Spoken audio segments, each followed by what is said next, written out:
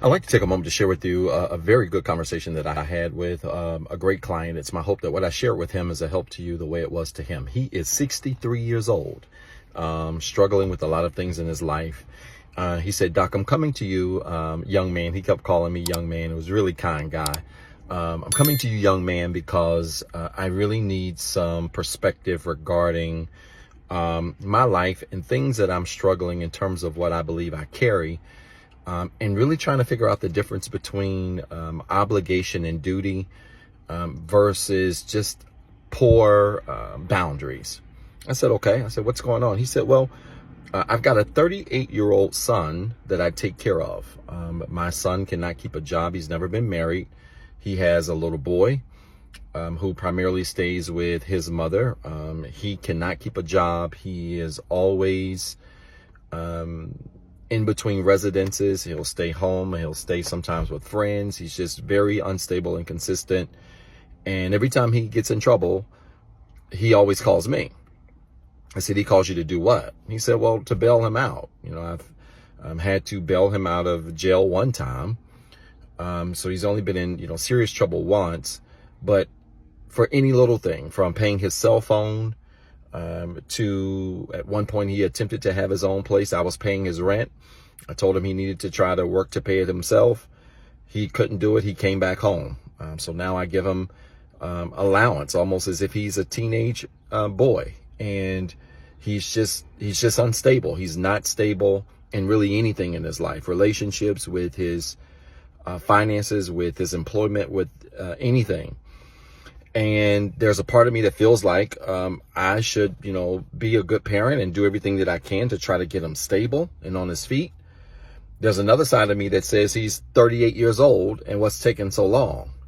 I said, I understand. I said, what else you got going on? He said, well, I've got a sister. I've got a sister who has a serious drug addiction.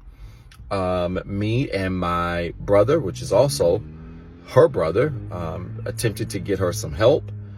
She has acknowledged that she has an addiction. She refuses to go get the help for it. So she literally is very unstable in terms of where she stays. She cannot keep a residence. She has been evicted several times because of her addiction. And we've tried to tell her, if you will just go get some help, you might make the situation better. But she has adamantly refused to get some assistance. I said, well, how is this burdening you? He said, well, because I have done well in my career. When she needs money, she comes to me. I'm the one that bails her out. I'm the one that assists her when she's in trouble. And he said, Doc, she gets into so many things that literally when my phone rings at night, I get nervous. Like I go to bed anxious because every time my phone rings late at night, I'm always thinking it's either her or my son. I said, understandably so. I said, is there anything else that's burdening you? He said, well, I've got some challenges on my job. He said, but it's not really concerning me. It's really concerning just employees. He has about 30 people that report to him. He's an executive vice president of an organization. So he does really well for himself. Great career, stellar career. He said, so there's a lot of stress with that. He said, but I do have managers, mid-level managers that manage my unit, my department. He said, but it's just stress with that. I said, what types of stress? He said, just personnel matters. I said, how are your mid-level managers? He said, they're pretty good. He said, they're pretty good for the most part. He said, they do a good job of managing the personnel. He said, every now and then I'll have to get into it. He said, but for the most part, they manage it well. I said, so how is that stressing you?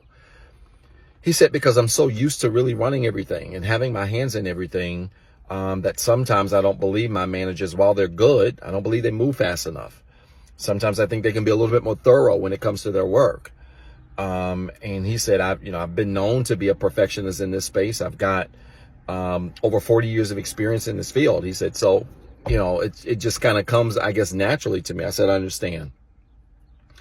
I said, so we're trying to figure out how to manage all of this. Are you just telling me that this is stressing you out and it's giving you anxiety? He said, it is. He said, all of these things are going on. And he said, frankly, I feel like none of it really applies to me. We're dealing with grown people and we're dealing with employees who all have to make grown decisions. I said, I couldn't have said it better, sir. I said, but let me just ask you a question. I said, I don't think this will be hard. I said, what type of packer are you? He said, what do you mean by packer? I said, when you travel, how do you pack? Do you pack heavy? Do you pack light? He said, it depends on the trip. I said, let's say a weekend. Let's say you take a flight, a weekend trip. How heavy do you pack? He said, I'm a pretty heavy packer. I said, I understand that. We both laughed. I said, okay. I said, the last time I think I was out of the country went out of the country was for my birthday. I live in America, and so I went out of the country to the Caribbean for my birthday, and I remember there was a lot of ruckus over at the counter. There was apparently a man who was fussing with one of the agents about his luggage. The man was listening to me, and I said he was fussing because, you know, if you've ever traveled internationally, and he has, you put your bag on the thing, they weigh it. Well, his bag was overweight. My client started smiling and nodding his head. So yeah, his bag was overweight. And I said, you know, so my client said, what did he do? I said, well, they gave him an option. Said either you can lighten the bag or you can pay the overage fee. Well, he didn't want to pay the overage fee. I can't remember what the fee was. I paid it 1 or 2 times because I am a overpacker, but I can't remember what that fee was.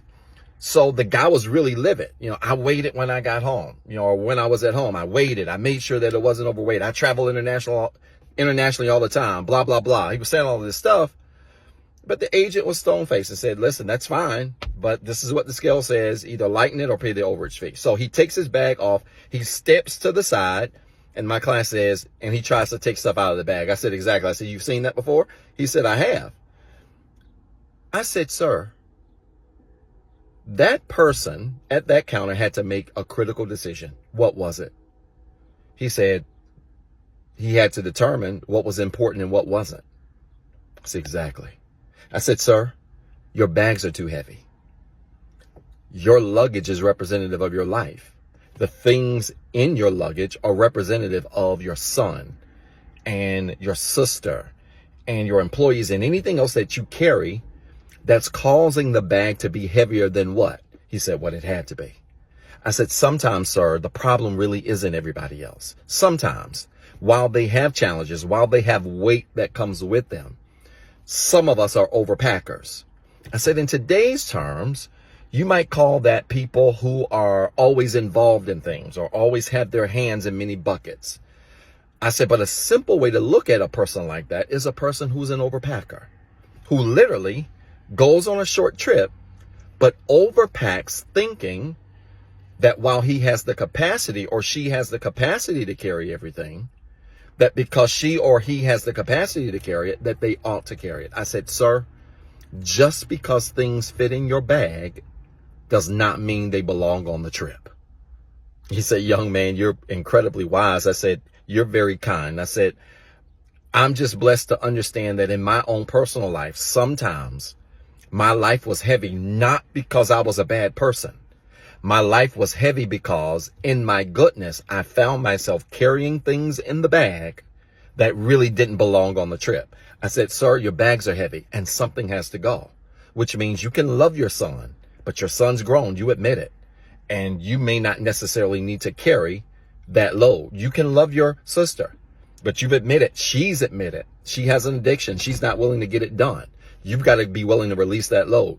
You love your work and your employees, but you've admitted that they're all grown. They do pretty well. And you've got managers to help you manage. I'm here to challenge you. You've got to lighten the load of your bags and let something go. Because if you don't, you will have to pay the price carrying things that really don't belong on the trips that you're taking. He thanked me for it. It was a very easy call. Great guy. And I'm proud to say that he's made some changes in his life, adjusted some boundaries, and he's doing much better. I hope this video made sense. If it did, type church in the comments with 3 R's.